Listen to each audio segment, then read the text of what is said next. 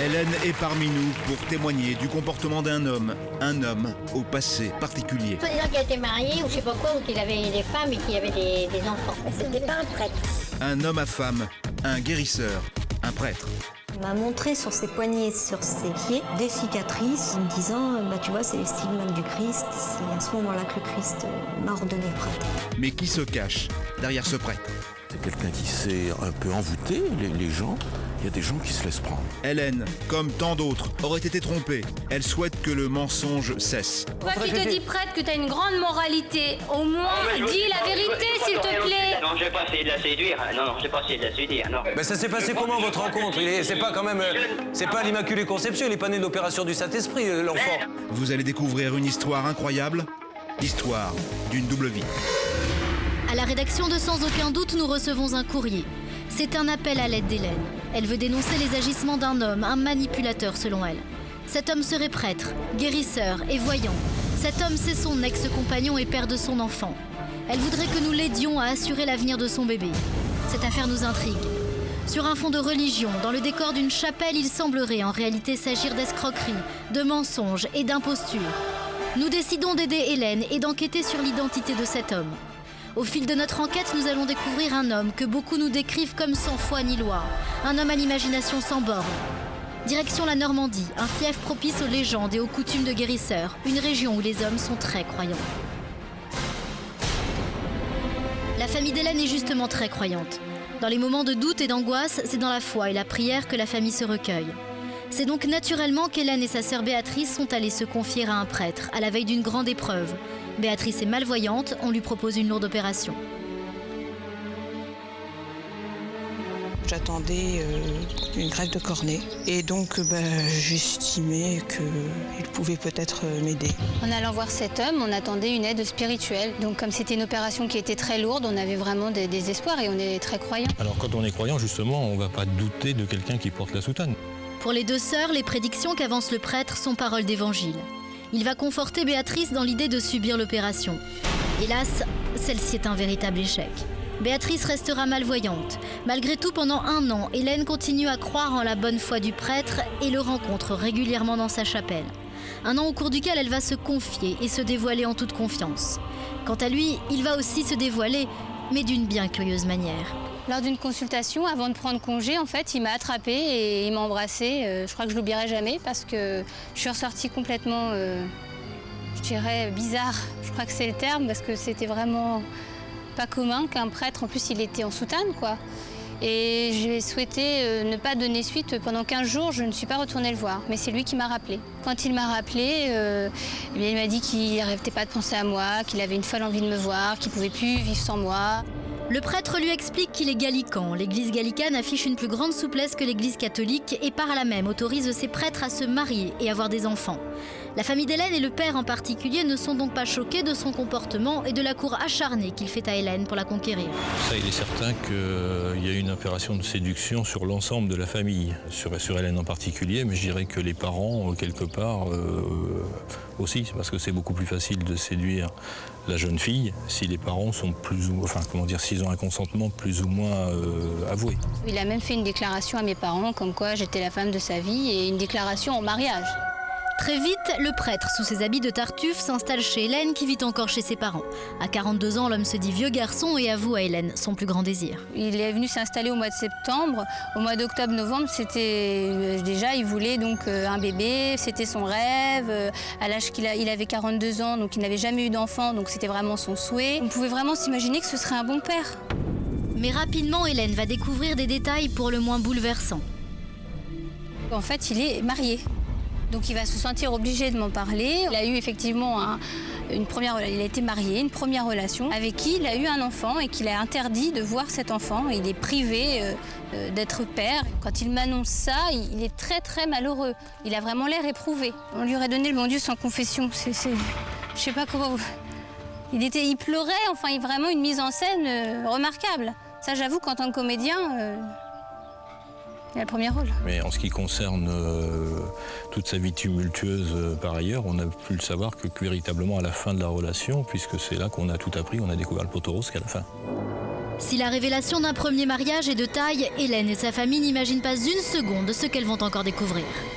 Mais le plus dur qui arrive, en fait, c'est quand je découvre une autre femme, qui là, il me dit que c'est une femme qu'il a hébergée, que cette femme-là a été violée et malheureusement, dans ce viol est issu un enfant. Et que cet enfant, il ne faudra pas que je m'inquiète, donc je vivais avec cette idée-là au départ, il ne fallait pas que je m'inquiète que cet enfant l'appelle papa.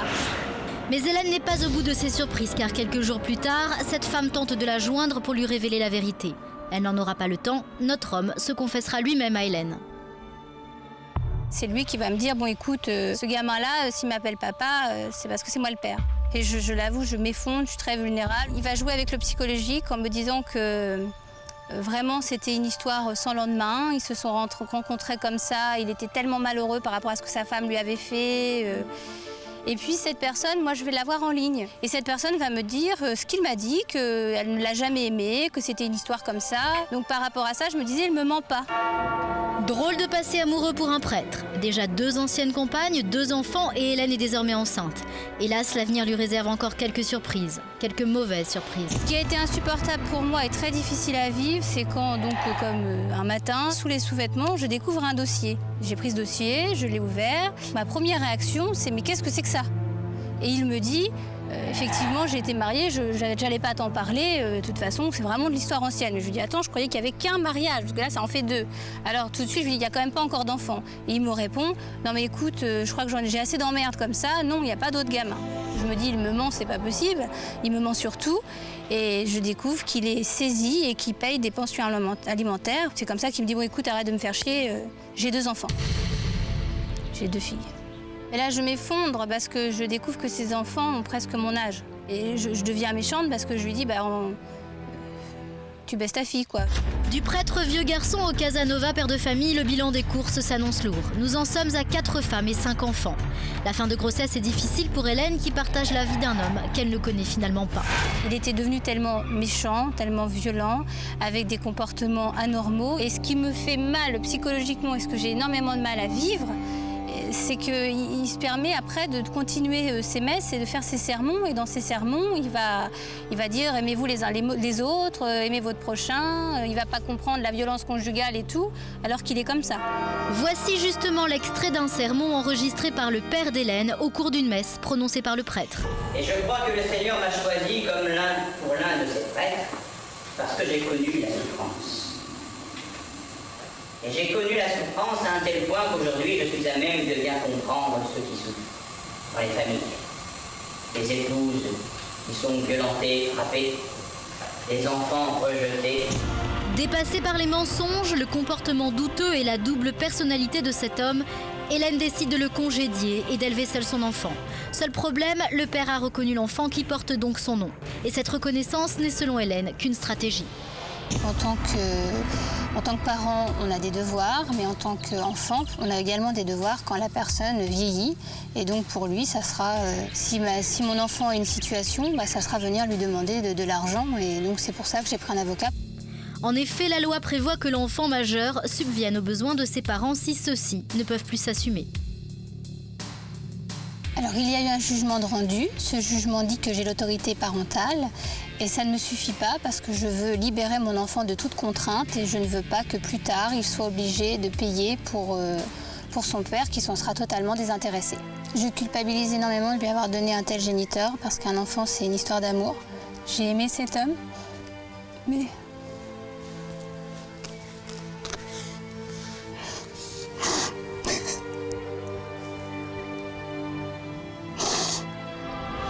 De surprises en rebondissements, c'est une affaire invraisemblable que vous allez suivre. Nous vous mènerons sur les traces laissées par cet homme aux multiples facettes. Prêtre, guérisseur, fabulateur ou homme à femme, des adeptes témoignent.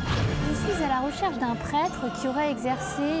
Oui, mais alors là, il n'habite plus par là. C'était un guérisseur. Soit-disant qu'il a été marié ou je sais pas quoi, ou qu'il avait des femmes et qu'il avait des enfants. La suite de notre enquête, dans un instant, sur TF1.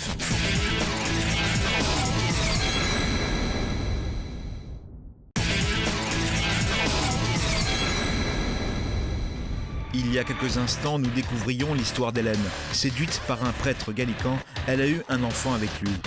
Mais l'homme qu'elle a aimé s'est révélé être bien différent de ce qu'elle croyait. Voici la suite de notre document. Qui est réellement cet homme ? Nous avons mené notre enquête pour découvrir sa véritable personnalité. D'où vient-il ? Comment est-il devenu prêtre ? Pour obtenir ces informations, nous nous sommes rendus avec Hélène dans le village où il exerçait il y a 15 ans. C'est en faisant du porte-à-porte que les langues ont commencé à se délier. Les renseignements recueillis sont flous, mais personne n'a oublié ce personnage charismatique. Je suis à la recherche d'un prêtre qui aurait exercé... Oui, mais alors là, il habite plus par là. Tu en parles ? Ah oui, oui, en principe, c'était un guérisseur. Soit disant qu'il était marié ou je sais pas quoi, ou qu'il avait des femmes et qu'il avait des enfants. C'est un guérisseur un peu, hein. Il n'était pas voyant, non ? Voyant, oui, un petit peu, oui. C'était pas un prêtre. Je prédisais l'avenir, si vous alliez aller avoir du mal ou pas. Une pincée de religion, un soupçon de mysticisme et le verbe facile, voilà comment marquer les mémoires d'un village. Grâce aux rencontres qu'elle a pu faire, Hélène s'est vue confier des articles de presse datant des années 90, époque où le prêtre a fait la une des journaux locaux. Les articles de journaux, les titres étaient très accrocheurs. C'était le faux prêtre, le prêtre charlatan et le prêtre père de 2 enfants. Dans le cadre de notre enquête, nous avons rencontré Vanessa et Laurence, journalistes et rédactrices en chef du Courrier de l'Heure. Ce journal est le premier à avoir publié en 90 un article sur les agissements de cet homme. Vanessa s'est replongée dans les archives de l'époque et s'est intéressée au parcours de ce soi-disant prêtre. Alors, Vanessa, est-ce que vous avez des informations sur le passé religieux de cet homme, la façon dont il est devenu prêtre ? Alors on va dire qu'il y a vraiment un flou, puisqu'à chaque personne qu'il a pu rencontrer, il racontait une vie différente. Dans l'article de 99, on apprend en fait que ce prêtre est ordonné en Italie, alors qu'au même moment, il se marie en France et qu'il est en train de faire une petite fille. Notre prêtre cite même la personne qu'il aurait ordonnée en Italie en 85. Il s'agit de Monseigneur Paolo Miriglia. Or, au cours de notre enquête, nous avons découvert une information surprenante. Un abbé fort connu a été officiellement consacré évêque par ce même Paolo Miriglia en 1904, soit 80 ans avant notre homme, ce qui signifie donc qu'il aurait été ordonné par un homme de plus de 100 ans. Mais surtout, avant cette ordination, il dit avoir passé 3 années de séminaire en Italie, alors qu'au même moment naissait son premier enfant en France. Les propos qu'il affirme semblent donc peu probables. Puis quelques années plus tard, il donne à la presse une autre version de son ordination. Dans les années 2000, il avoue être ordonné par un autre prêtre du sud de la France. J'ai contacté cet homme et il m'a absolument dit qu'il n'avait jamais ordonné notre prêtre. En fait, il l'a même suspendu pour avoir, soi-disant dit, des mensonges. Nous avons retrouvé la lettre que cet évêque du Sud a adressée à notre homme afin de le suspendre. J'ai donc procédé à la saisine du Conseil de l'Ordre, lequel a unanimement pris la décision de vous suspendre ad divinis de toutes vos fonctions religieuses. Alors, qui a véritablement ordonné cet homme et surtout, y a-t-il eu un jour une réelle ordination ? Pour éclaircir ce point, nous avons retrouvé une de ses ex-femmes, la deuxième. Nous la nommerons Martine. Pour préserver son entourage, elle a voulu témoigner anonymement. En 88, date de leur rencontre, notre homme n'avait pas encore revêtu son costume de prêtre. L'idée commençait tout juste à germer. Martine tenait alors une mercerie et notre protagoniste, client de la boutique, venait se confier à elle. Elle ne s'est pas méfiée alors de la beauté du diable. À cette époque-là, pour moi, il n'avait aucun lien avec la religion. Il me disait être au chômage, il cherchait des boulots de droite à gauche. Je connaissais sa femme, je connaissais ses filles. Il était charmant, il était beau garçon, séducteur, sachant parler, sachant réconforter. Quand Martine le rencontre, les temps sont durs. Son père est gravement malade, il est condamné. Elle est seule, vulnérable, il tombe à pic. Ne supportant plus la maladie, le père de Martine se suicide et notre homme aurait profité de la situation pour soutenir la famille en s'installant chez elle. Il m'a dit, écoute, ton père, il est en tant que suicidé, c'est pas bien, donc il faut qu'il ait une messe. Quelques jours après, il est arrivé avec une valise, il s'est mis à mettre une eau blanche. Ça fait un petit peu rire sur le coup, on se dit, oh là. Il a commencé à s'installer, il y avait un hôtel, il y avait tout ça, des bougies, et à parler en latin. Devant la stupéfaction de Martine, l'homme lui aurait expliqué qu'il avait suivi des études de prêtrise en Belgique. Martine, bouleversée par le décès de son père, croit en ses explications pourtant douteuses. Quelques mois plus tard, notre homme la convainc facilement d'avoir un enfant. Un petit garçon naît et le couple se marie. Mais notre protagoniste cherche encore sa voie professionnelle. Moi, je tenais ma boutique et lui était aux ascédiques. Quand un jour, une dame lui a appelé en lui disant qu'un guérisseur dans un certain village de l'Eure, venait de décéder. Il a repris la clientèle de cet homme qui était décédé. Et voilà comment du jour au lendemain, notre homme devient guérisseur. Et s'il parvient à garder la clientèle du précédent guérisseur, c'est parce qu'il a un don. Il sait écouter les gens. D'ailleurs, voici de quelle façon il décrit son activité à la presse. Le patient m'explique la raison de sa venue, je dialogue avec lui. Puis je lui donne ma bénédiction et l'impose de mes mains. Et le patient repart en ayant à faire une neuvaine. Vous savez, je n'ai pas de don particulier, ou alors il se trouve dans la foi et la prière. Nous avons rencontré une de ses anciennes clientes qui l'a consultée en tant que guérisseur. Cette femme a tenu à témoigner sous le couvert de l'anonymat, car aujourd'hui, elle a très peur de lui. C'était devenu un confident, quoi. On sent un soulagement de bien-être, de fait de parler peut-être aussi. Nous, on croit que c'est lui qui nous fait du bien. Mais maintenant, avec le recul, je dis que c'est moi en parlant comme si j'étais devant un psychiatre ou un psychologue, quoi. Plutôt guérisseur des âmes que réellement guérisseur des maux, notre homme aurait voulu renforcer son influence auprès des clients et devenir leur référent moral. Alors pour paraître plus crédible, la solution est toute trouvée et le déguisement n'est pas loin. Très rapidement, il a pris la soutane. Très, très rapidement. Il l'a fait faire par une couturière. La soutane, les étoiles, tout ce qui va avec. Une enquête sociale réalisée il y a quelques années nous informe que déjà, à l'époque de son premier mariage en 84, il aimait porter la soutane, tel un déguisement. Le nouveau prêtre reçoit ses fidèles comme dans un cabinet de médecins et guérit comme les sorciers d'antan, dit la presse. Mais Martine est gênée, elle sent bien que la soutane n'est qu'un instrument d'influence pour attirer les clients. Et comme saint Thomas qui ne croit que ce qu'il voit, Martine exige des preuves. Je lui dis, écoute, si t'es prête, tu dois avoir des papiers. Il y avait toujours autre chose en me disant, mais non, soit je les ai pas reçus ou je les attends. Je lui ai dit, écoute, maintenant ça suffit, il faut absolument que tu me prouves tes papiers. Il m'a dit, non, tu trouveras rien. Je dis, comment ça, je trouverai rien? Il m'a dit, parce que j'ai été ordonnée prêtre par Jésus à Dozulé. Dozulé, c'est une jolie petite ville du Calvados connue pour ses miracles et apparitions. Pour notre prêtre, l'occasion était peut-être trop belle. Il me dit, tu vois, là, un jour, j'ai vu le Christ. Je dis, ah bon, t'as vu le Christ? Oui, il est passé comme ça. Il m'a montré le nuage. Bon. Il m'a montré sur ses poignets, sur ses pieds, des cicatrices, me disant, bah, tu vois, c'est les stigmates du Christ. C'est à ce moment-là que le Christ m'a ordonné prêtre. Après la version de l'évêque centenaire d'Italie et celui du sud de la France qui le renie, voici maintenant la version du Christ en personne. À l'époque, notre prêtre fait beaucoup parler de lui et Monseigneur Gaillot, alors évêque d'Évreux, se révolte et dénonce son imposture. Moi j'ai appris quand j'étais évêque d'Évreux que quelqu'un était venu dans un village, je crois que c'était... C'est quelqu'un qu'on a vu débarquer, jeune, en soutane, il ouvre sa boutique. Et puis il dit voilà, je suis guérisseur, je suis prêtre, je peux vous aider, etc. Et je lui dis c'est de l'arnaque. Et j'étais étonné que finalement ça marche. Il y a des gens qui se laissent prendre parce que c'est quelqu'un qui est séducteur et qui sait parler, qui sait un peu envoûter les gens. Il y a des gens qui se laissent prendre. C'est pas parce qu'il a une soutane et qu'il dit je suis prêtre que ça devrait marcher. Les gens font une confiance aveugle à ce prêtre. Et d'ailleurs, pour quelle raison douterait-il d'un prêtre? Alors, fort de son influence, il décide de se faire construire une chapelle, car comme tout prêtre qui se respecte, il lui faut un lieu de culte.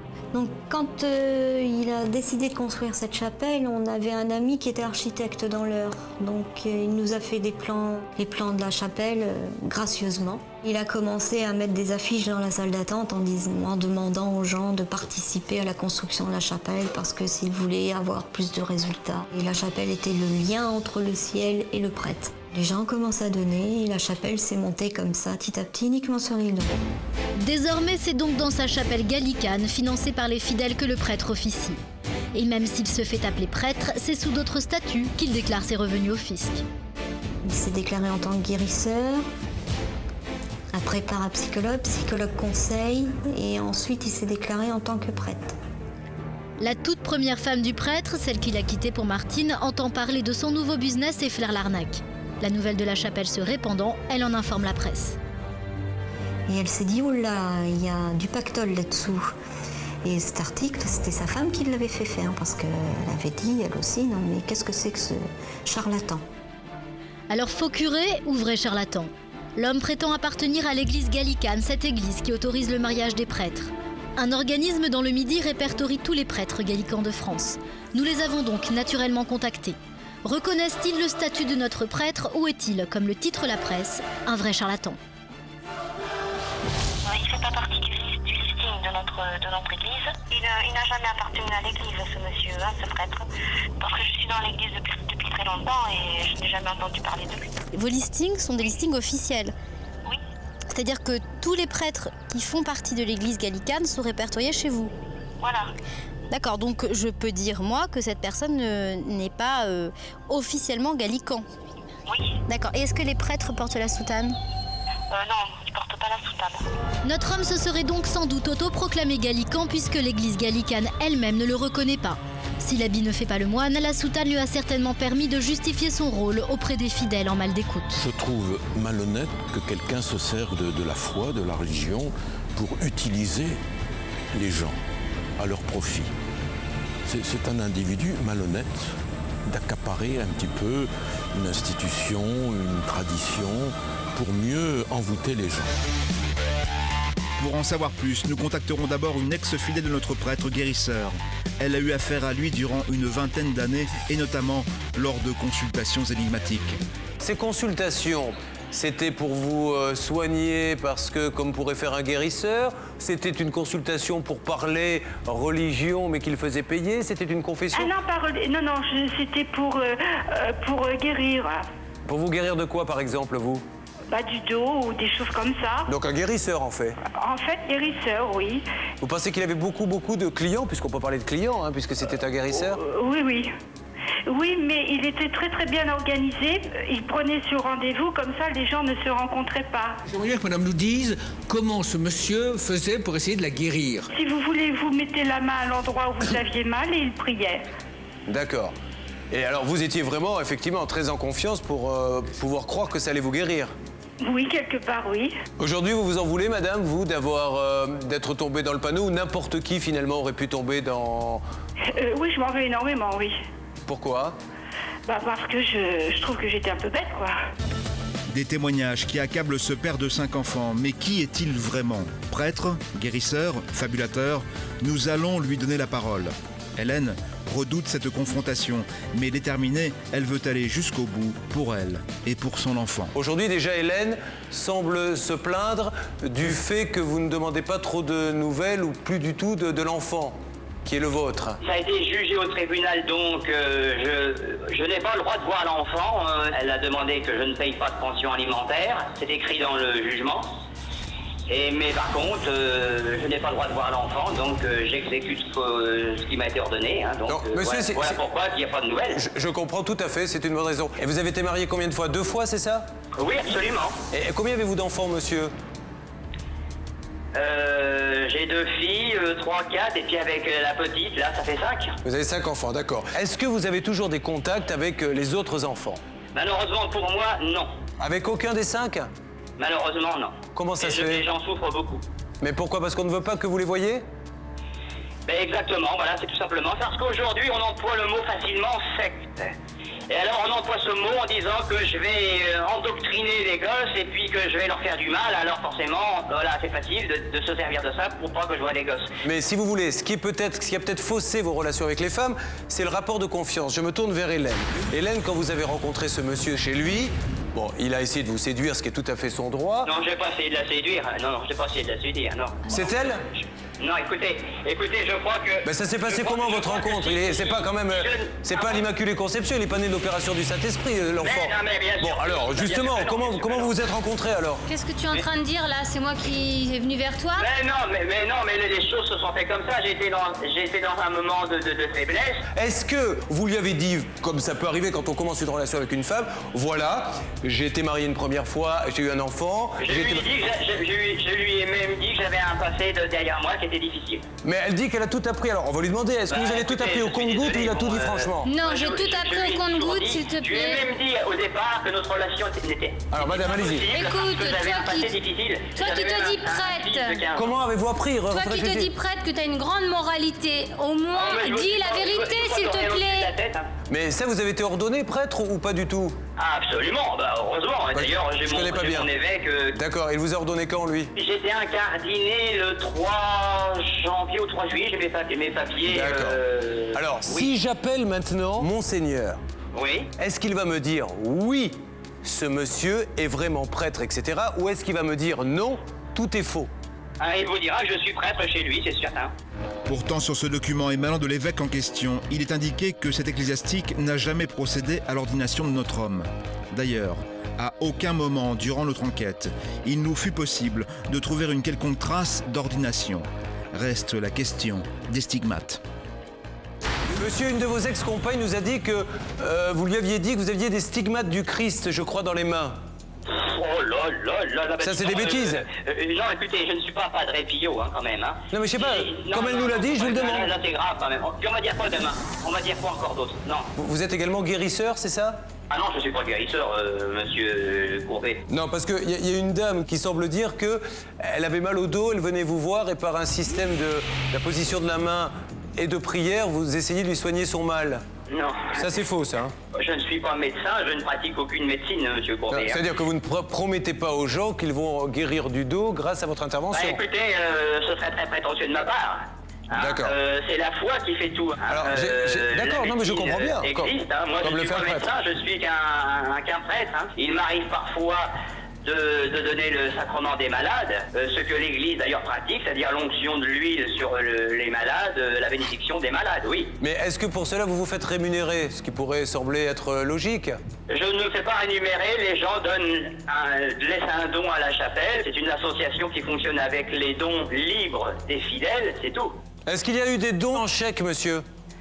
Mais les gens donnent un chèque pour payer le loyer de la chapelle, pour faire face aux factures d'électricité de la chapelle, c'est tout. Est-ce qui est pour vous, c'est en espèces? Pardon? Est-ce qui est pour vous, c'est en espèces? Ça arrive. Bah oui. Ça arrive que j'ai des fidèles qui sont plus des amis d'ailleurs que des fidèles qui me donnent un petit billet dans la main pour que je puisse quand même vivre, non pas être sans argent que clodo, excusez-moi. Vous célébrez des messes tous les combien? Oh, malheureusement pour moi, je ne célèbre pas tous les dimanches parce que je me retrouverai tout seul. Ce qui m'inquiète, c'est que vous n'ayez pas assez de fidèles à la messe, mais que vous avez assez de clients pour vos consultations. Non, certainement pas. Si vous alors de quoi vous vivez? Monsieur, de quoi vous vivez? L'église où vous êtes, vous la louez? Je la loue, oui, je la loue et je vais même tout quitter d'ici. D'accord. Le loyer de combien, monsieur? 700 €. 700 €. Pouvez-vous m'expliquer, si vous n'avez pas assez de fidèles pour célébrer une messe, comment... Attendez, j'ai fini, monsieur. Comment vous faites pour financer 700 € un loyer? Les gens qui gagnent le SMIC peuvent pas se payer des appartements à 700 €. Donc une fois que vous avez payé le loyer, il faut que vous mangiez. Vous avez certainement une voiture. Comment vous faites, monsieur? 700 € par mois. J'ai autour de moi un groupe de fidèles qui sont restés... C'est des actionnaires, c'est plus des fidèles, monsieur. Et qui, chaque mois, sont là pour faire face à ce loyer-là, qui m'aide à payer ce loyer-là tous les mois. Voilà, c'est tout. Dans l'église, ça fonctionne comme ça. Quand un prêtre a des difficultés, on l'aide. La situation financière, professionnelle et même amoureuse de ce monsieur paraît plutôt confuse. Nous n'en saurons pas plus et cela importe peu.